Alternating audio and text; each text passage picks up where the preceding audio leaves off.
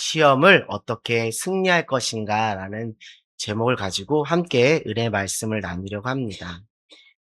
목사님께서 튀르키예 성지순례 여정 가운데 또 저에게 또 강단에서 말씀을 섬길 수 있는 또 기회를 주신 하나님께 감사하고요. 또 그래서 또 어떤 말씀을 전할까 기도 가운데 준비하다가 시험에 대한 주제를 가지고 말씀을 한번 나눠보야겠다라는 생각이 해보게 되었습니다. 특별히 믿음과 또 시험이라는 부분은 또 뗄래야 뗄 수 없는 그런 또 관계가 있기 때문에 이 주제를 가지고 또 말씀을 전해야겠다 생각했습니다. 그래서 수요일 또 금요일 또 오늘까지 3번에 걸쳐서 시험에 대한 말씀을 나누고 있습니다. 그래서 수요 은혜 예배 때는요, 시험은 어디로부터 오는가라는 제목으로 함께 말씀을 나눴고요. 금요 오직 기도회 때는 시험을 어떻게 바라볼 것인가라는 제목으로 함께 말씀을 나눴습니다. 오늘은 시험에 대한 마지막 시간, 시험을 어떻게 승리할 것인가라는 제목을 가지고 함께 말씀을 나누도록 하겠습니다. 자, 오늘 이 말씀은 잘 아시는 말씀이죠. 예수님께서 십자가에 달려 돌아가시기 전에 겟세마네 동산에서 무엇 하신 장면이죠? 기도하시는 장면이 나옵니다. 우리 말씀 읽었지만 다시 한번 읽어볼까요? 32절 한번 읽어볼까요? 시작. 그들이 겟세마라는 곳에 이름에 예수께서 제자들에게 이르되 내가 기도할 동안에 너희는 여기 앉아 있으라 하시고 아멘.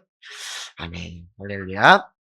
이렇게 예수님께서 겟세마네 동산에서 기도하고 계시는 거예요. 근데 예수님께서 3명의 제자를 데리고 갔죠. 베드로, 야고보, 요한을 데리고 갔습니다. 그리고 그들에게 말하죠. 내 마음이 심히 괴롭고 고통스러우니 너희는 여기 머물러 깨어 있으라고 말씀을 하십니다. 33절, 34절 우리 같이 한번 합독할까요? 시작. 베드로와 야고보와 요한을 데리고 가실새 심히 놀라시며 슬퍼하사 말씀하시되 내 마음이 심히 고민하여 죽게 되었으니 너희는 여기 머물러 깨 있으라 하시고 이렇게 말씀을 하시는 것이죠. 그리고 나서 예수님께서 땅에 엎드려서 간절히 이제 기도하시는 거예요. 그 장면이 35절, 36절에 나와 있습니다. 우리 같이 한번 읽어볼까요? 시작. 조금 나가사 땅에 엎드려 될 수 있은 대로 이때가 자기에게서 지나가기를 구하여 이르시되 아빠 아버지여 아버지께서는 모든 것이 가능하오니 이 잔을 내게서 옮기시옵소서. 그러나 나의 원대로 마시옵고 아버지의 원대로 하옵소서 하시고 이렇게 기도를 한 거예요. 그래서 이제 예수님께서 기도를 마치시고 다시 제자들한테 돌아왔더니 제자들이 뭐 하고 있는 거예요? 자고 있는 것입니다. 그 중에 베드로에게 이렇게 말씀하시죠. 내가 한시도 깨어 있을 수 없더냐라고 말씀하시죠. 그게 37절에 나와 있습니다. 같이 한번 읽어볼까요? 시작. 보시고 베드로에게 말씀하시되 시몬아 자느냐 내가 한시도 깨어 있을 수 없더냐 이렇게 말씀을 하십니다. 그리고 나서 그들에게 이제 이렇게 말씀하시죠. 자, 우리 38절에 그렇게 말씀하시죠. 38절 시작. 시험에 들지 않게 깨어 있어 기도하라. 마음에는 원이로되 육신이 약하도다. 시고 아멘. 그래서 이렇게 오늘 함께 나눌 말씀에 대해서 다시 한번 또 살펴보았는데요. 혹자가 이렇게 이야기를 하더라고요. 인생은 사건 중심이 아니라 해석 중심이다. 인생은 사건 중심이 아니라 해석 중심이다. 요즘에 이재영 목사님을 통해서 또 계속 이와 관련된 말씀을 계속 나누고 있어서 목사님이 지난번에 전했던 말씀과 연결지어서 한번 말씀을 다시 드리자면 인생은 현상 중심이 아니라 무슨 중심일까요? 실체 중심이다 라고 여러분들에게 말씀을 드릴까 합니다. 자, 이 말씀을 좀 구체적으로 우리 신앙생활에 적용해 보면 이렇습니다. 자, 우리가 우리에게 경험되어지는 현상과 사건이 있죠? 그것을 우리가 그냥 현상과 사건 액면으로 보는 게 아니라 우리가 해석을 한다 그랬죠? 근데 2가지 해석이 있습니다. 육신적인 눈으로 육신적인 해석을 하게 되는 거예요. 그러면 이것이 그 해석하여 나온 그 결과물이 내가 믿는 무엇이 되는 거예요? 실체가 되는 거예요. 결국 우리가 믿음, 예수님을 믿는 믿음을 가지고 살아야 하지만 예수님이 아닌 다른 것에 대해서도 우리가 믿음을 가지고 있는 거예요. 의지를 가지고 있는 거예요. 신뢰를 하고 있는 거예요. 예를 들면 돈을 의지하거나 돈을 신뢰하거나. 그러니까 결국 우리가 믿음이 없는 사람은 없습니다. 예수님을 믿는 믿음을 가지고 있는 사람은 없을 수 있지만 어떤 면에서는 어떤 대상이 다를 수 있지만 다 우리는 믿음의 체계 안에서 살아가고 있어요. 또 다시 쉽게 말씀드리면 신념 체계 안에서 살아갈 수 있는 거예요. 그래서 우리가 경험하는 사건을 육신의 눈으로 해석하면 그것이 결과값이 내가 믿는 실체가 되는 거예요. 또 두 번째, 내가 경험하는 현상과 사건을 믿음의 눈으로 믿음으로 해석하면 이것이 내가 믿는 무엇이 된다고요? 실체가 되는 거예요. 그래서 제가 말씀드렸듯이 인생은 현상, 사건 중심이 아니라 실체, 해석 중심이다라고 말씀을 드리는 거예요. 자, 우리에게 일이라는 크기에 좀 이렇게 좀 이해하기 쉽게 말씀드립니다. 일이라는 크기의 문제를 그 사건과 현상을 경험한다고 가정해 볼 때 이것을 육신적인 눈으로 보고 해석하면 이것은 일이라는 크기의 문제가 아니라 예를 들어 어떤 크기로 보인다고요? 백과 같은 크기의 문제로 더 크게 바라보는 무엇이 된다고요? 내가 믿는 무엇이 된다고요? 실체가 된다고요. 해석의 결과값이 된다고. 우리가 살아가는 것이 다 이와 같다라는 거예요. 그래서 나는 일이라는 크기의 문제를 가지고 사는 사람이 아니라 현상과 사건은 그렇지만 실체는 백과 같은 문제의 크기를 믿고 그것을 실체라 여기며 살아가는 사람이 된다라는 것을 말씀드립니다.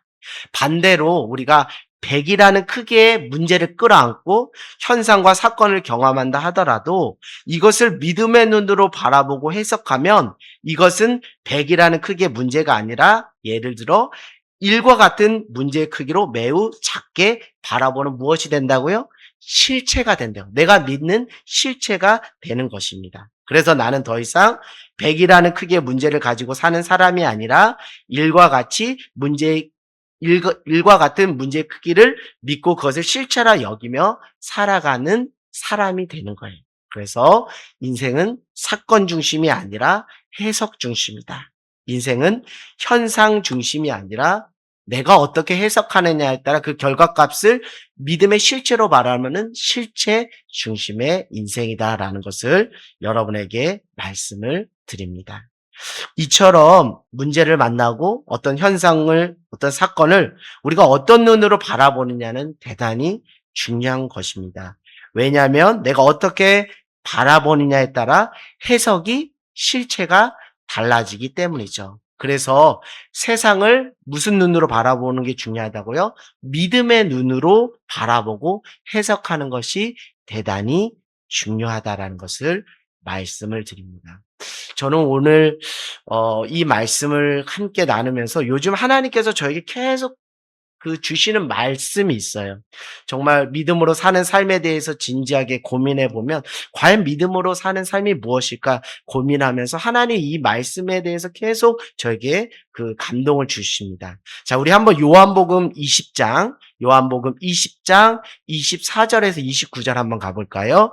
요한복음 20장 24절에서 29절입니다. 네.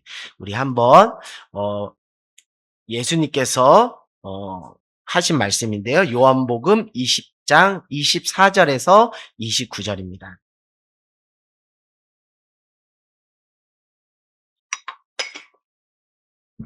네. 다 찾으셨으면 우리 서로 교독할까요?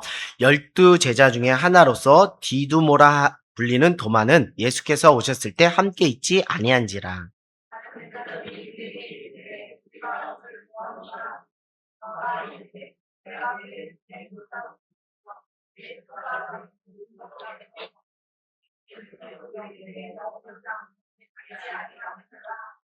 여드레를 지나서 제자들이 다시 집 안에 있을 때 도마도 함께 있고 문이 닫혔는데 예수께서 오사 가운데 서서 이르시되 너희에게 평강이 있을지어다 하시고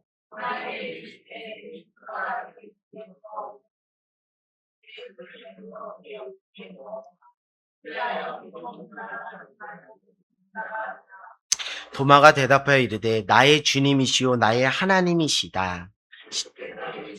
너는 나를 본고로 믿느냐? 보지 못하고 믿는 자들은 복되도다 하시니라. 아멘. 저는 오늘 예수님께서 도마에게 너는 나를 본고로 믿느냐? 보지 않고 믿는 자가 뭐하다? 복되다 하는 이 말씀이 자꾸 저에게 성령께서 기억나고 또 생각나게 해주시는 거예요. 오늘 말씀을 준비하면서도 이 말씀이 기억나고 생각나서 여러분과 함께 나눠야겠다라는 생각이 됩니다. 이 말씀은 부활하신 예수님을 도마가 믿지 않을 때 예수님은 도마에게 직접 찾아가 자신의 상처난 손과 옆구리를 뭐하라 그래요? 만져보고 믿음 없는 자가 되지 말고 믿는 자가 되라고 말씀을 하시죠. 그러면서 이렇게 말하죠. 너는 나를 본고로 믿느냐? 보지 않고 믿는 자가 복되도다라고 하는 거예요. 여러분, 보지 않고 믿는 믿음이 복되다. 이 말씀 여러분에게 어떻게 와닿습니까? 저는 이 말씀이 저에게 이렇게 와닿아서 오늘 말씀, 특별히 시험과 관련해서도 이 말씀이 정말 저에게 귀한 진리의 말씀이구나라는 것이 깨달아졌습니다. 여러분, 왜 우리가 보지 않고 믿는 믿음이 복되도다라고 예수님께서 도마에게 또 우리에게 말씀을 하실까요? 왜 보고 믿는 믿음도 있지만 왜 보지 않고 믿는 믿음이 복되도다라고 했을까요? 이 질문이 여러분에게 크게 와닿지 않을 수 있어서 반대로 다시 여러분들에게 질문을 던져보면 왜 보고 믿는 정도의 믿음이 왜 보고 믿는 믿음의 정도의 믿음이 우리의 삶과 신앙에 크게 유익하지 못할까요? 눈에 보이는 것이 전부라 여기며 눈에 보이는 것에만 반응하며 살아가는 것이 결코 우리의 삶과 신앙에 왜 유익하지 못할까요? 우리에게 어떤 영향을 주기 때문일까요? 라고 여러분들에게 다시 질문을 던진다면, 정말 보지 않고 믿는 믿음이 참된 믿음이고 복된 믿음이다라는 생각을 해 보게 됩니다. 저는 한 세 가지로 말씀을 드릴게요. 보고 믿는 믿음의 수준이 보는 것이 전부라고 여기는 그 믿음의 수준과 우리의 안목이 우리의 삶에 어떠한 영향을 끼치는지 세 가지로 말씀을 드릴까 합니다. 그것은 우리의 감정, 생각, 의지 더 나아가서 세계관까지도 지배하는 거예요. 보는 것을 전부라 여기면 살아가는 것이 감정, 의지, 생각, 더 나아가 세계관까지 지배하는데요. 그것은 다른 게 아니라 비교의식입니다. 보이는 것을 전부라 여기며 살아가는 정도의 믿음의 수준은 결국 우리가 비교의식에 지배를 받을 수밖에 없다라는 거예요. 그건 무엇이냐면 눈에 보이는 대로 살다 보면 나보다 못한 사람을 만나게 되지만 또 나보다 잘난 사람도 만나게 되는 것이고 또 내 자녀보다 못한 아이를 만날 수도 있지만 내 자녀보다 잘난 아이를 만날 수 있게 돼요. 그러면 이 비교 의식 속에서 우리는 지나친 우월 의식을 또 가지게 되기도 하고 또 내가 못하면 다른 사람들에 비해 못하다고 하면 우리는 지나친 패배주의에 빠져서 스스로를 가치 없는 존재로 여기는 위험성에 노출될 수가 있어요. 내가 우쭐대면 내가 우월의식 가운데 다른 사람을 하대하고 무시하고 내가 못하면 패배의식 가운데서 자신의 존재 가치를 하찮은 것으로 여기는 그런 위험성이 있습니다. 그래서 예수님께서 보지 않고 믿는 믿음이 복되다라고 하셨구나라는 생각을 다시금 해보게 됩니다. 두 번째, 보이는 것을 전부라 여기며 눈에 보이는 것에서만 반응하고 살아간다면 우리의 감정, 생각, 의지 더 나가서 세계관까지도 다른 사람들의 눈을 지나치게 의식하는 외식과 체면의 늪에 빠지고 말겠구나라는 생각을 해보게 됩니다. 보이는 것을 전부라고 여기면 말입니다. 보이지 않지만 살아계신 하나님을 의식하는 것이 아니라 앞에 보이는 사람에게만 잘 보면 된다는 그 외식과 체면 속에 우리가 빠지게 된다라는 것이죠. 그렇게 되다 보면 하나님 앞에 코람데오 신앙을 놓쳐버리게 되는 것입니다.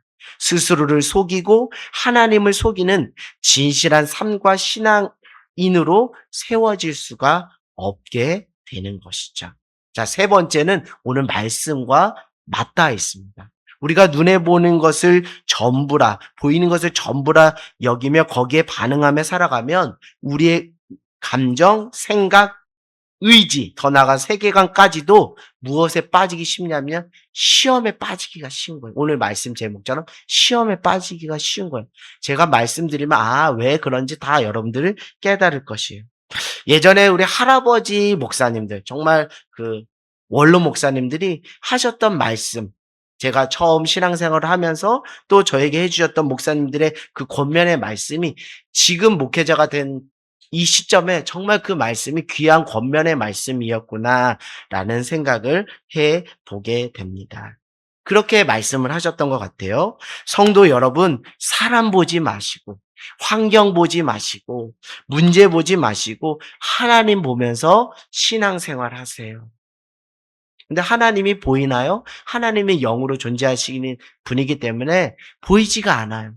그러나 우리가 볼 수 있는 것은 사람이 보이고 문제가 보이고 환경이 보이는 거예요. 그런데 목사님들이 사랑하는 여러분, 사람 보지 말고요. 환경 보지 말고 문제 보지 말고요. 하나님 보면서 신앙생활 하세요라고 하신 말씀이 정말 맞는 말씀이다라는 생각이 들어요. 눈에 보이지 않지만 살아 역사하시는 하나님을 바라보지 못하고 사람을 보고 환경을 보고 문제를 바라보며 살다 보면 모든 것이 다 나에게 시험거리로 찾아오고 있다라는 것을 우리가 알 수 있거든요. 때로는 사람한테 서운할 수도 있고 자녀한테 서운할 수도 있고 남편한테도 서운할 수도 있고 목회자한테도 서운할 수 있고 성도 안에도 서운할 수 있고 그럴 수가 있다라는 것이죠. 하나님이 다 알고 계심에도 불구하고 하나님보다 사람들이 나의 수고와 나의 애씀을 알아주지 않으면 거기서 우리가 시험 들었어요, 시험 받았어요라고 말하기가 쉽다라는 거예요. 그건 무엇이냐면 눈에 보이는 것을 전부라 여기며 육신의 눈으로만 세상을 바라보고 거기에 반응하면 결국 우리는 비교의식, 외식과 체면, 그리고 마지막 시험에 빠질 위험성에 노출되기 때문에 예수님께서 도마에게 너는 나를 본고로 믿느냐? 보지 않고 믿는 믿음이 복되도다 하지 않았을까라는 깨달음이 와서 여러분들에게 함께 그 말씀, 그 은혜들을 나누게 되는 것입니다. 사랑하는 여러분, 눈에 보이는 것만 보지 말고 눈에 보이지 않는 그 이면을 보는 믿음의 눈이 있기를 주님의 이름으로 간절히 소망합니다. 그래서 예수님께서 도마에게 보지 않고 믿는 믿음이 복되다는 말씀이 정말 마음에 와닿고요. 여러분들 이 말씀을 마음에 새기면서 신앙생활하면 믿음으로 사는 삶, 그 인생, 그 신앙의 여정이 되지 않을까라고 말씀을 드립니다. 그렇지 않고 눈에 보이는 것만 믿고 눈에 보이는 것에만 반응하며 살아가다 보면 우리가 진정 오늘 찬양의 제목처럼 하나님의 은혜와 평강을 누릴 수가 없게 되는 거예요. 왜요? 눈에 보이는 것이 너무 크게 와닿았다 보니까요. 우리 연예인들이 이런 말을 하더라고요. 연예인들끼리 이제 토크하는 이제 영상이 있었는데 그 선배 연예인이 후배 연예인에게 조언을 해주는 거예요. 아무개야, 너 그 유튜브 채널의 댓글 다 읽으려고 하지만 그 읽으면 읽을수록 다 읽으면 읽을수록 너 버텨낼 수가 없어라고 이야기해요.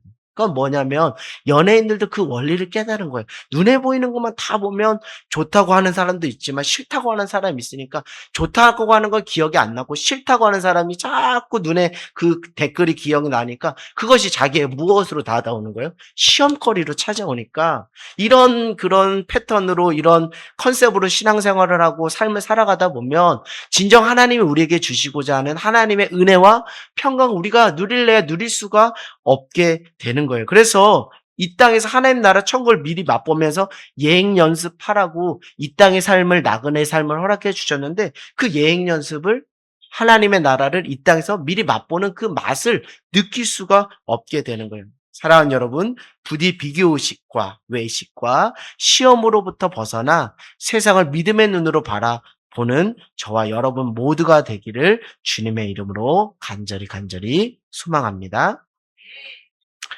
우리는 때로는 큰 거를 좋아해요. 그렇죠? 거대한 거를 좋아합니다. 거대 담론을 좋아해요. 거시적인 접근이라고도 말을 합니다. 그래야 뭔가 있어 보이거든요. 거창해 보이고. 그런데 예수님은 지극히 일상적인 것, 지극히 작은 것, 지극히 실제적인 것에 집중하며 신앙생활할 것을 우리에게 말씀해 주셨어요. 그 대표적인 것이 무엇이죠?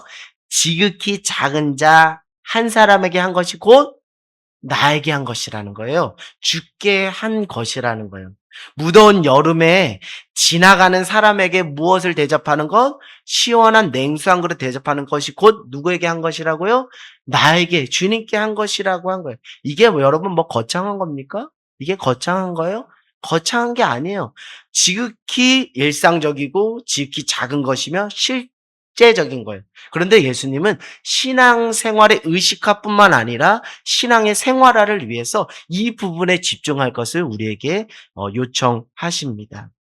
사랑하는 여러분, 우리가 때로는 신앙생활하면서 여러분 많은 말씀, 암송도 했을 거예요. 너희는 먼저 그의 나라와 그의 의를 구하라. 이건 어떻게 보면 하나님 나라의 거대 담론일 수 있어요. 큰 틀에서 접근해야 되는 것이 필요합니다. 우리가 종종걸음하지 말고 하나님의 나라와 세계를 바라보는 것은 대단히 중요합니다. 그렇게 접근해야죠. 그러나 실천에 있어서 신앙의 생활화에 있어서는 실질적이고 구체적인 적용과 생활이 필요하다는 것을 예수님은 말씀하고 있는 거예요. 그러니까 초월과 내재가 균형이 있어야 신앙이 건강하다라는 것을 말씀을 드립니다. 사랑하는 여러분, 우리가 왜 기도할까요? 뜬금없는 질문일 수 있어요. 우리가 왜 기도할까요? 목사님 당연히 기도해야죠. 그럼 무슨 말씀을 하세요? 왜 우리가 기도할까? 처음부터 기도해야 하는 이유와 목적을 분명히 깨닫고 기도한다라기보다도 신앙생활을 하다 보면서 이래서 이래서 기도가 필요하구나. 이래서 기도해야겠구나라는 차원으로 경험을 통해 그 이유를 뒤늦게 깨닫는 경우가 있어요. 마치 신앙생활이 저는 이와 같다고 봐요. 처음에 교회에 나왔을 때 멋모를 때 내가 왜 예수님을 믿어야 하는지, 내가 왜 죄인인지, 내가 왜 믿음을 가져야 되는지 우리는 그 이유와 목적을 분명히 알지 못해요. 그러나 가랑비에 옷 떴듯이 신앙 공동체에서 신앙생활하다 보니까 뒤늦게 내가 정말 죽을 수밖에 없는 죄인이었고 내가 왜 예수님을 믿어야 되고 정말 마지막 때 예수님께서 인자가 믿음을 본다는 게 어떤 의미인지 뒤늦게 경험을 통해서 깨닫는 거예요. 기도 생활도 마찬가지인 것 같아요. 처음부터 내가 기도를 왜 해야 되는지 그 목적과 방향 모르고 그냥 하다가 삶을 살아가다 보니까 버겁고 힘든 삶을 살아가다 보니까 기도 없이는 내가 살아갈 수 없구나. 그래 기도줄을 붙잡아야지 하면서 뒤늦게 기도해야 될 이유와 목적을 발견하게 되는 거예요. 자, 우리 마가복음을 한번 우리 오늘 보았던 말씀 본문으로 다시 한번 돌아가 보겠습니다. 마가복음 14장 38절. 우리 다시 한번 돌아가 볼까요? 마가복음 14장 38절입니다. 우리 함께 봉독했던 말씀인데요. 왜 우리가 기도 생활을 해야 될까? 그 이유가 여기에 있다고 저는 봐요. 마가복음 14장 38절입니다. 자, 우리 다 찾으셨으면 같이 한 절이니까 합독하겠습니다. 시작. 시험에 들지 않게 깨어 있어 기도하라. 마음에는 원이로되 육신이 약하도다 하시고. 아멘. 여러분, 왜 우리가 기도해야 할까요? 저는 오늘 이 말씀 본문을 보면서 그렇지. 신앙생활 하면서 저도 깨닫는 거예요. 처음부터 이 말씀을 알고서 기도해야 된다는 게 모르고 신앙생활을 해서 깨서 그렇지. 시험 들지 않기 위해서는 어떻게 해야 된다고요? 깨어서 기도해야겠구나. 그건 뭐예요? 다시 말씀드리면 우리의 삶에 무엇이 있다라는 거예요? 시험이 있다라는 거예요. 시험을 피해 나갈 수 있는 인생 없다라는 거. 어느 순간 나에게 시험거리에 찾아오는 것들이 많다라는 거예요. 그렇게 신앙생활 하다 보니까 나중에 뒤늦게 이래서 예수님께서 시험에 들지 않게 깨어서 기도하라고 하셨구나. 이런 이유와 목적이 있기 때문에 기도해야겠구나 하는 것을 신앙생활을 경험하면서 뒤늦게 그 이유와 목적을 발견하게 되는 거예요. 내가 기도하는 이유는 거창한 것이 아닐 수 있어요. 아까 전에 거대 담론, 거창한 것 이런 거 또 필요하지만 예수님은 실천적인 부분에서 지극히 실질적이고 구체적인 그 적용과 실천을 우리에게 강조하셨다라고 말씀을 드렸는데요. 거창한 것이 아닐지 몰라도 하루하루 인생을 살다 보면 여기저기 시험들 일이 한두 가지가 아니잖아요. 그렇죠? 때로는 자녀들한테 서운할 때도 있고, 때로는 누구한테 서운할 수도 있고, 직장 동료 안에서의 서운함도 있고, 시험이 찾아올 때가 있어요. 일에서 서운, 절에서 서운, 일에서 힘듦, 절에서 힘듦. 이런 시험들이 우리에게 찾아올 수 있어요. 그러면 우리가 그런 힘든 가운데서 기도하지 않으면 믿음의 눈이 띄어지는 것이 아니라, 믿음의 해석이 작동하는 게 아니라, 눈에 보이는 육신의 눈이, 육신의 해석이 작동하다 보니까, 보이는 족족 그것이 다 우리에게 무엇으로 여겨진다라는 거예요. 시험거리로 못내 상하고, 못내 상처받고, 못내 서운하고, 못내 시험거리로 찾아오는 거예요. 그것을 우리가 경험해 보니까, 맞다, 맞다. 시험 들지 않기 위해서는 사람과의 갈등 속에서 내가 괜히 상처받고 서운하고 힘들어하지 않기 위해서는, 마음을 지키기 위해서는, 하나님의 은혜와 평강을 누리기 위해서는 시험 들지 않게 해서 무엇하는 게 중요하다고요? 깨어서 기도하는 게 중요한 거예요. 이게 정말 실질적인 하나님이 우리의 실생활에 정말 승리할 수 있는 꿀팁이구나. 기도 이유를 꿀팁으로 이렇게 알려주셨구나. 깨닫게 돼요. 사랑하는 여러분, 시험 들 일이 많습니다. 목회자라고 시험 들 일이 없을까요? 목회자도 시험 들 일이 많아요. 여러분들도 시험거리가 있어요. 그러나 그걸 시험 들지 않고 깨어서 무엇 하시길 바라요? 기도하길 원해요. 그게 믿음으로 사는 삶인 줄 믿습니다. 믿음으로 승리하는 삶인 줄 믿어요. 그래서 제가 믿음과 좀 관련성 있는 시험에 대한 주제를 한번 여러분과 나눠보고 싶었던 것입니다. 사랑하는 여러분, 시험을 어떻게 승리할 수 있겠어요? 육신의 눈만 커서 보이는 것에만 반응하다 보면 보이지 않지만 살아계신 하나님을 보지 못하게 되는 것이죠. 우리가 육신의 눈으로 세상을 읽고 보이지 않는 하나님과 그 이면을 보지 않고 살아가면 우리에게 시험거리가 찾아오기 쉬운데, 우리가 어떻게 해야 시험 가운데 승리할 수 있을까요? 방금 전에 여러분이 다 확인을 했습니다. 첫 번째, 깨어서 어떻게 하라고요? 기도하라는 거예요. 이건 여러분들에게 정말 실질적인 적용이 될 것 같아요. 깨어서 기도하면 같은 문제를 만나도 서운함이 덜할 수 있어요. 그 회복 탄력성이 커질 수 있어요. 마음에 그 소화력이 생길 수 있어요. 그 육신적인 해석이 아니라 믿음의 해석으로 다 하나님의 뜻이 있겠지. 그 이면에 뭔가 하나님의 계획과 섭리가 있겠지. 하나님의 의도하심이 있겠지라고 그렇게 해석을 하게 된다라는 것이죠. 깨어서 기도하지 않으면 시험에 들어 하루도 마음 평할 날이 없겠구나라는 생각을 해보게 됩니다. 시험 가운데 어떻게 승리할 것인가? 첫 번째, 깨어서 기도하시기를 주님의 이름으로 간절히 소망합니다. 자, 여러분들 우리가 제가 이제 수요일 날 말씀을 전했잖아요. 그 말씀에서 시험에 대한 5가지 성격을 말씀을 드렸어요. 첫 번째는 뭐라 그랬죠? 자기 욕심에 이끌려 유혹에 빠져서 범죄함으로 그 죄의 대가로 받는 시험이 있다라고 했어요. 또 두 번째 뭐가 있다 그랬죠? 어? 무엇이 있다 그랬죠? 악한 악인들의 악행으로 무고한 자가 받는 피해와 고난의 성격으로서의 시험이 있다 그랬어요. 또 세 번째는 뭐라 그랬죠?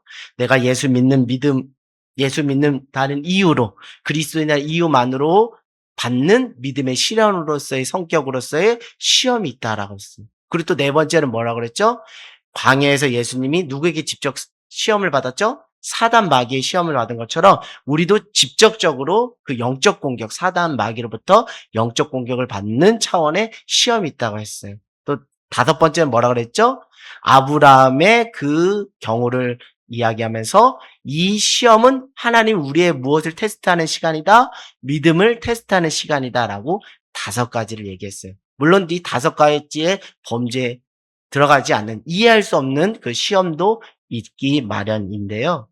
그중에 첫 번째, 우리가 만약 욕심에 이끌려 유혹에 넘어져서 죄를 지면 죄의 대가로 그 죄의 결과로 받는 성격의 시험이 있다라고 말씀을 드렸죠. 그것을 지난 수요일 날 제가 말씀을 드렸습니다. 이것은 자신이 저지른 죄의 대가를 받는 성격의 시험이라는 것이죠. 만약 우리가 이런 상황 가운데 있다면, 에휴, 그래, 내가 잘못했으니까 죄값을 내가 받으면 되겠지. 별 수 있겠어. 내가 그냥 죄값 치른다. 라는 식으로, 어떻게 되겠어. 내가 벌을 받아야지. 죄값을 치러야지. 라는 식으로 인생을 자포자기하며 위축되어 수동적으로 그 시험의 과정을 통과한다라면, 여러분, 이것이 여러분에게, 만약 여러분이 그런 상황이라면 여러분에게 이것이 유익할까라는 생각을 해보게 돼요. 물론 자신이 잘못을 저지른 것에 대한 대가를 받아야 되겠지만 말입니다. 그러나 이런 차원으로 그냥 자포자기하고 위축되어 수동적으로 제 값만 내가 받으면 되지. 그래, 그래요. 나 잘못했어요. 이런 식으로만 이렇게 접근한다면 차후에 이런 일이 일어났을 때 이런 경우에는 이런 차원에서는 차후에 이런 시험들이 찾아왔을 때 진정한 의미에서 시험 가운데 승리할 수 없겠구나라는 생각을 하게 됩니다. 반복적인 패턴으로 그 시험의 늪에 빠질 수 있겠다라는 생각을 해보게 됩니다.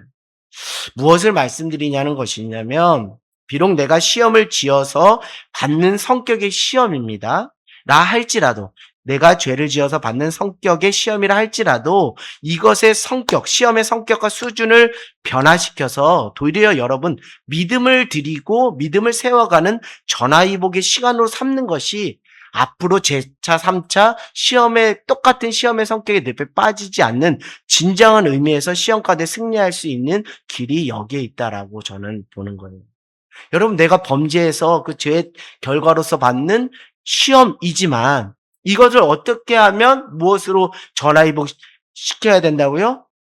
믿음을 세우는 차원으로 그 성격과 수준을 전화위복 역전시키는 것이 시험에 대한 진정한 승리라고 말씀을 드렸는데요. 어떻게 이 수준을, 이 성격을 변화시킬 수 있을까요? 그것은 회개인 줄 믿습니다. 내가 범죄를 했어. 내가 범죄해서 내가 죄를 져서 그 죄의 대가를 겪고 있어요. 대표적인 성경 인물로 보면 그 다윗이 되겠죠.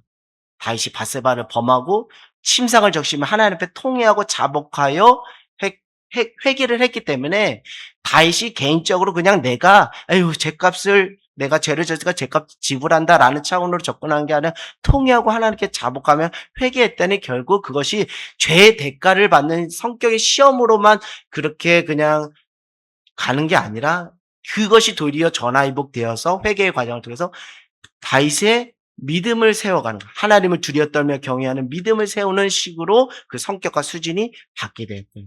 그 수준과 성격을 바꿀 수 있는 길이 무엇이라고요? 회개라는 거예요. 회개. 하나님은 하나님 앞에 죄의 결과로 인한 시험을 혹 우리가 받을 수 있습니다. 받으면서도 진실하게 그 자신의 죄를 통회하고 자복하며 회개하는 과정을 몸부리치며 통과해 보시라는 거예요. 그렇게 되다 보면 그 시험은 단순히 죄의 결과로 인해 받는 시험의 성격과 수준을 넘어서 결국 하나님을 사랑한 자, 그 뜻대로 부르심을 입은 자들에는 모든 것이 합력을 선을 이루시는 그 하나님의 선을 따라 믿음을 세워가는 시간으로 전화위복되어진다라는 것이. 그러니까 무엇이냐면 우리 하나님은 죄를 졌으니까 야 얘다 죄값 받아라 이러시는 분이 아니라는 거예요. 우리가 회개하고 돌이켜서 주 앞에 무엇을 세우길 원하신다고요? 믿음을 세우길 원하신다. 그래서 그 채널 그 통로로 무슨 길을 열어주셨다고요? 회개의 길을 열어주신다. 예수 그리스도께서 십자가에 피를 흘려주심으로 우리가 하나님 앞에 나갈 수 있는 담력을 얻었다 그러죠. 성전의 휘장이 쫙 찢어지면서 우리가 예수 그리스도의 십자가 그 보혈의 능력 그 의지하면서 하나님께 회개 기도를 드릴 수 있게 되는 거예요. 사랑하는 여러분, 시험을 어떻게 승리할 수 있겠습니까? 제가 첫 번째 말씀드렸고 두 번째, 자신의 죄를 통회하고 자복하며 회개하는 과정을 몸부림쳐 통과하는 걸 통해서 믿음을 세우는 시간으로 삼기를 주님의 이름으로 간절히 소망합니다. 자, 어느 날 국수집에 노숙자가 찾아왔어요. 어느 날 국수집에 노숙자가 찾아왔어요. 그는 한때 정말 사업가로서 성공한 사업가였는데 가까운 지인에게 사기를 당해서 사업이 실패하고 경제적 빚을 떠안게 되면서 가족과도 헤어지게 되고 하루아침에 노숙자 신세가 되고 말았습니다.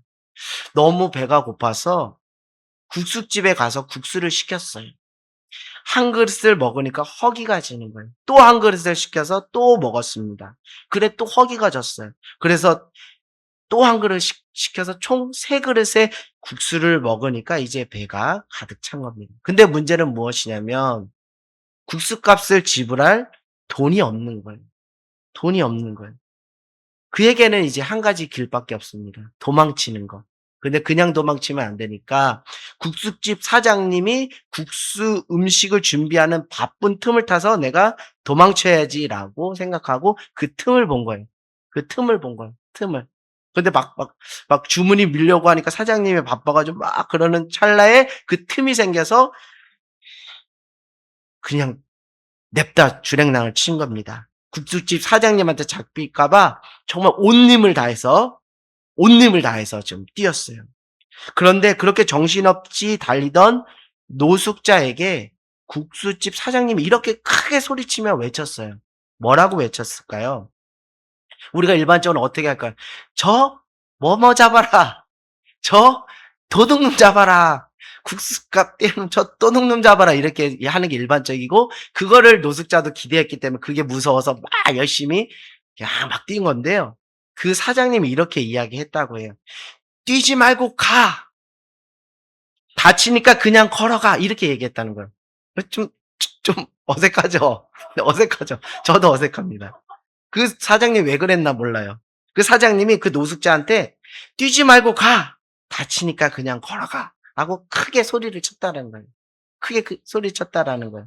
"저 도둑놈 잡아라."라고 말해도 될 상황인데 말입니다. 그러니까 국수를 먹고 도망가는 그 자신을 향해 행여나 넘어질까 염려하여 베풀어 주신 국수집 사장님의 용서가 그게 느껴진 거예요. 그래서 그 용서로 그는 세상을 향하는 원망, 징후, 복수심이 불타고 있었는데 그것이 어느 순간 눈 녹듯 사라지게 됐습니다. 그 사장님이 하신 말씀, "뛰지 말고 가. 다치니까 그냥 걸어가." 이게 그에게는 그 사랑으로 품어주는 그 용서이고 위로고 격려고 힘이 되었던 거예요. 그래서 그 사장님의 말 한마디에 용기를 얻어서 다시 열심히 살아서 사업가로 다시 성공하고 재기할 수 있었다라는 그 이야기가 있습니다. 사랑하는 여러분, 혹시 시험 당한 사람이 주변에 있을까요? 시험 당한 사람들이 주변에 왜 없겠습니까? 이런 일 저런 일로 어려움을 겪고 있는 사람이 한 명 이상은 꼭 있을 거예요. 그때 여러분, 그 시험 당한 사람을 향해 쉽게 판단하고 정죄하지 않기를 원합니다. 욥이 고난 가운데, 욥이 시험 가운데 있을 때 욥이 그 고난으로 힘들고 그 시험으로 힘들었지만 그가 더 괴롭고 더 힘들었던 것은 그가 그렇게 믿고 같이 했던 인생을 같이 했던 욥의 세 친구가 뭐라 그래요? "너가 죄를 져서 그 죄값 때문에 죄값 치르는 거야 지금." 그러나 성경은 그렇게 말하지 않죠. 성경은 욥은 당대의 의인이라고. 하나님마저도 그의 믿음을 인정한 그런 그런데도 우리는 주변에 시험 당하는 사람, 오늘로 말하면 노숙자, 경제적인 위기와 어려움 속에서 노숙자 신세가 된 사람에게 혀를 차면서 "에이구 당해도 마땅하다. 싸도 마땅하다." 이런 식으로 판단하고 쉽게 정죄하지는 않았는지 우리 스스로를 돌아보기를 원합니다. 오늘 국수집 사장님의 말 한마디가 시험을 당하는 사람에게는 필요한 거예요. "뛰지 말고 가. 그냥 걸어가." 국수집 사장님처럼 사랑으로 함께 품고 용서해 주는 것이 어떨까요? 그 시험을 당한 사람을 향해서요. 그것이 뭐 용서의 성격일 수도 있고 기다려 줌의 성격일 수도 있고 그냥 품어 줌의 성격일 수도 있겠지만 말입니다. 다만 쉽게 판단하고 정죄하지 않기를 주님의 이름으로 소망합니다. 시험 당하는 사람의 그 시험이 개인적인 차원이라 개인적인 문제라 여기지 말고 우리 공동체가 함께 품고 그 영혼을 위해 기도해 줘야 되는 문제와 성격으로 규정하며 그 영혼을 향해 그 시험 가운데 있는 그 영혼을 향해 사랑으로 품고 관용을 베풀고 온유와 겸손함으로 용서해 준다면 그가 시험 가운데 다시 믿음으로 일어설 수 있는 용기를 얻지 않을까라는 생각을 해보게 됩니다. 우리도 죽을 수밖에 없는 죄인이었어요. 우리도 죄로 말미암아 그 죄의 저주 아래 놓여 있던 인생인데 하나님께서 독생자 예수 그리스도를 십자가에 내어 주시면서 우리를 사랑으로 품어 주시고 용서해 주셨기에 다시 일어날 수 있었습니다. 우리가 그런 은혜를 받은 자예요. 우리가 사랑으로 품어 주시고 용서해 주시고 보듬어 주시고 자녀라 여겨 주시고 의인이라 여겨 주시는 그 은혜를 받은 자예요. 그렇다면 그 은혜를 입은 자로서 우리가 은혜에 보답하며 사는 게 믿음이라고 하였는데 시험 당한 사람에게 우리가 받은 은혜를 고스란히 흘려보내는 저와 여러분 모두가 되기를 원합니다. 사랑하는 여러분, 시험을 어떻게 승리할 수 있을까요? 세 번째, 서로 사랑함으로 품고 용서하는 것이 시험을 당한 자가 다시 시험 가운데 믿음으로 다시 일어설 수 있는, 승리할 수 있는 길이 아닐까 싶습니다. 그래서 가정 공동체 안에서 또 교회 공동체 안에서 여러분 직장 안에서 정말 그 사랑하는 품고 또 기다려주고 관용을 베풀고 용납하고 용서하는 그것들을 실천함으로 나 혼자 구원받는 게 아니라 함께 더불어 시험 가운데 승리할 믿음으로 세워지는 그런 공동체, 그런 인생 삶이 되기를 소망합니다. 우리 베드로전서 4장 7절에서 8절 제가 그냥 읽어 드릴 테니까 여러분 이 말씀 마음에 새기기를 원합니다. 베드로전서 4장 7절에서 8절입니다. 만물의 마지막이 가까이 왔으니 그러므로 너희는 정신을 차리고 근신하여 기도하라. 만물의 마지막이 가까이 왔으니 그러므로 너희는 정신을 차리고 근신하여 기도하라. 무엇보다 뜨겁게 서로 사랑할지니 사랑은 허다한 죄를 덮느니라. 베드로전서 4장 7절에서 8절 말씀입니다. 오늘 설교를 마치면서 제가 시험에 승리하기 위해서 첫 번째, 깨어서 기도하십시오. 두 번째, 자신의 죄를 회개함으로 도리어 믿음을 세워가는 기회로 삼으십시오. 세 번째, 상대방의 연약함, 허물을 시험을 당하는 그 상대방의 연약함과 허물을 서로 사랑함으로 품고 용서해 주십시오라고 말씀을 드렸습니다. 여러분 끝으로 한 가지 더 말씀드리고 말씀을 마칠게요. 사랑하는 하늘땅 교회 식구 여러분, 제가 오늘 이 말씀을 전했다고 해서 여러분 안에 더 이상 시험이 없다라고 생각하지 말라는 거예요. 시험 있기 마련입니다. 우리가 하나님 나라 천국 가기 전까지 우리의 삶은 시험의 연속일 수 있어요. 그래서 너희가 시험 당하는 것을 무엇이 여기지 말라고요? 이상한 일 당한 것처럼 여기지 말라. 그런 마음에 그런 준비가 필요한 것 같아요. 인생을 담담하고 담백하게 볼 필요가 있습니다. 다시 여러분에게 시험이 찾아와요. 지금 코앞에 시험이 찾아왔을 수도 있어요. 지금 예배 끝나고 시험이 찾아올 수도 있어요. 이런 이야기가 있잖아요. 은혜는 기껏 받고 어디서 다 쏟는다? 주차장에서 쏟는다. 왜요?